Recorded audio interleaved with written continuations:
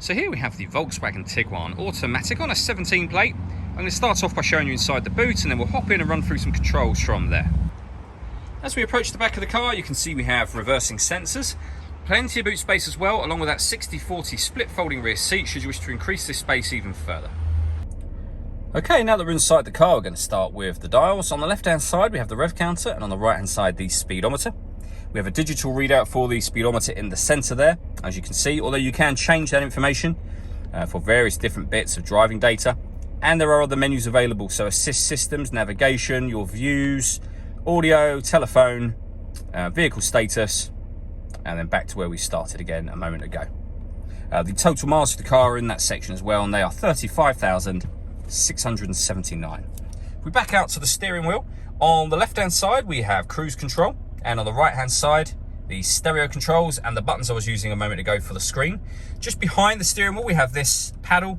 This is a minus and plus paddle. That's so that you can change gear manually with this automatic gearbox. Over in the center we have the touchscreen for the car, so you can access your radio, which is the menu we're on at the moment, and you'll see we have DAB, FM and AM radio.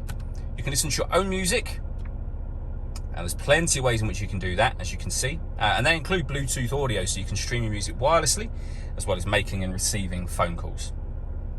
This car's got satellite navigation, which is accessed via this button. There's a full video showing how that works on our website and on our YouTube channel, which are well worth checking out if you have the time. If I pop the car into reverse, you'll see that we have a visual guide for the front and rear parking sensors on there as well. Below that, we have dual zone climate control. So you can adjust the passenger and driver temperatures. You can increase and decrease the fan speed. You can determine where you'd like the air to be distributed within the car. That button turns your air conditioning off and back on in this case. Or you can hit auto. The car will take control of the fan speed and the direction of the air. You can override that whenever you wish to. It will basically maintain the temperatures that you've asked for. We have a heated driver's seat with 3 different heat settings, and the same over on the passenger side. The auxiliary and USB inputs, as well as a 12-volt charging socket. Gear lever for the fully automatic gearbox. Electronic handbrake with an auto hold function. We can turn the traction control on and off. We can turn the stop and start on and off, and the parking sensors on and off as well. This last dial here will change the driving setup of the car, so you can put it into snow mode, normal, which is your everyday driving of course, off-road, and off-road individual, which means you can customize it yourself.